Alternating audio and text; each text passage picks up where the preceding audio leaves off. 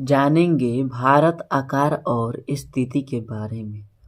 भारत विश्व की प्राचीनतम संस्कृतियों में से एक है। पिछले 5 दशकों में भारत ने सामाजिक आर्थिक रूप से बहुमुखी उन्नति की है। कृषि, उद्योग, तकनीकी और समग्र आर्थिक विकास में अद्भुत प्रगति हुई है।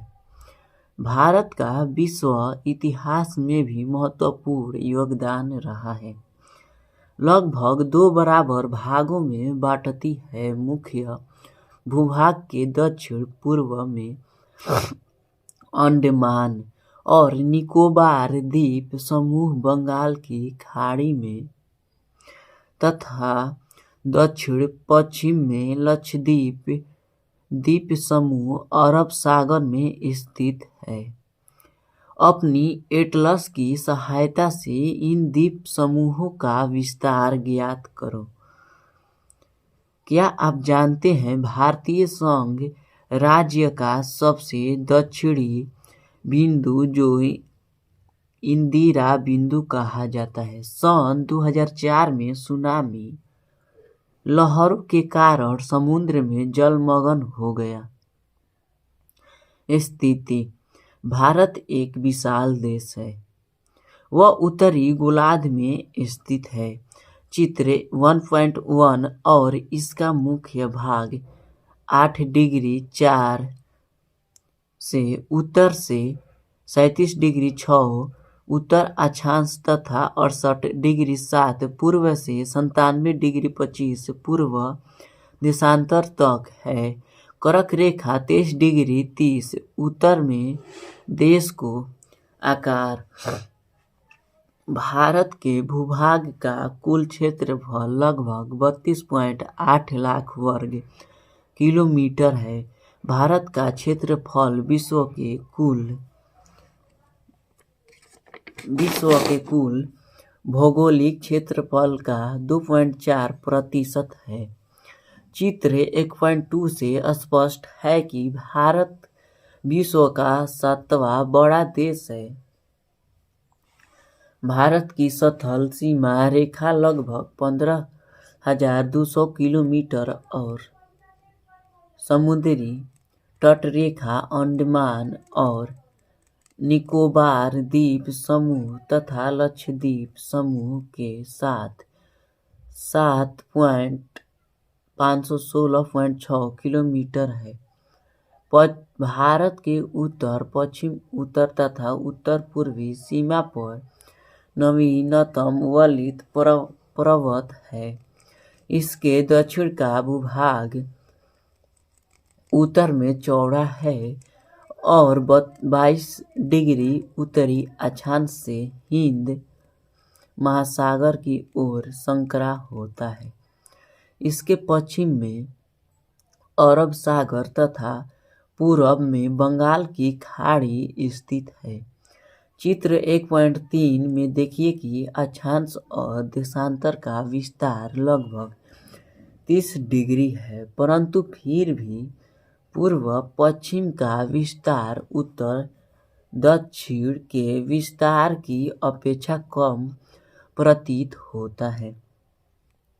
गुजरात से अरुणाचल प्रदेश के स्थानीय समय में 2 घंटे का अंतर है। अतः 32 डिग्री 30% पूर्व देशांतर रेखा को भारत की मानक यमोत्तर माना गया है, जो कि उत्तर प्रदेश में मिर्जापुर से गुजरती है। अक्षांश का प्रभाव दक्षिण से उत्तर की ओर दिन और रात की अवधि पर पड़ता है।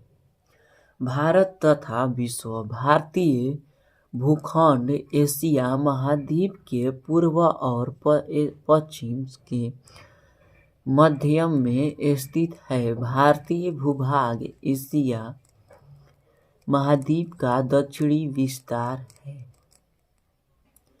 हिंद महासागर, जो कि पश्चिम में यूरोपीय देशों और पूर्व एशिया आई देशों को मिलाता है, भारत को केंद्रीय स्थिति प्रदान करता है।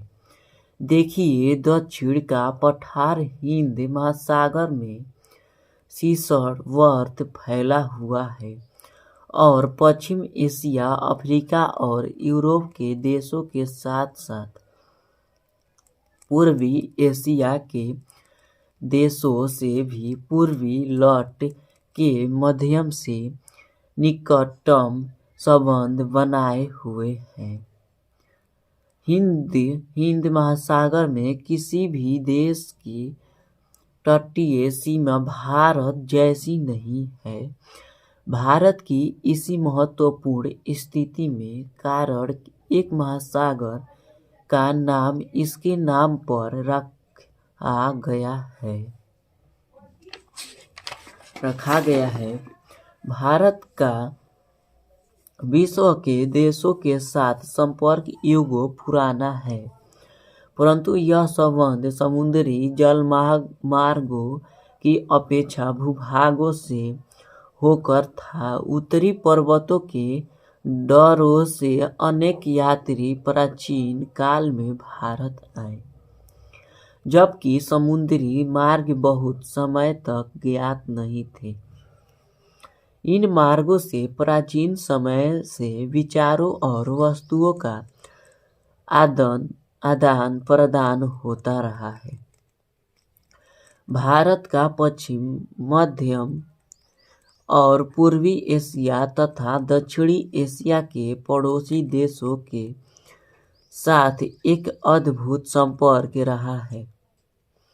इसी प्रकार उपनिषदों के विचार, रामायण तथा पंचतंत्र की कहानियाँ, भारतीय अंक एवं दशमलव प्रणाली आदि संसार के विभिन्न भागों तक पहुँच सके। मसाले, मलमल आदि कपड़े तथा व्यापार के अन्य सामान भारत से विभिन्न देशों को ले जाए जाते थे। इसके विपरीत यूनानी स्थापत्य कला तथा पश्चिमी एशिया की वास्तुकला के प्रतीक मीनारों तथा गुंबदों का प्रभाव हमारे देश के विभिन्न भागों में देखा गया। भारत के पड़ोसी देश। भारत का दक्षिण एशिया में एक महत्वपूर्ण स्थान है। भारत में 29 राज्य और 7 केंद्र शासित क्षेत्र हैं। ज्ञात कीजिए, पश्चिमी और पूर्वी तटों पर केंद्र शासित क्षेत्रों की संख्या ज्ञात कीजिए। क्षेत्रफल के आधार पर सबसे बड़ा एवं सबसे छोटा राज्य कौन सा है?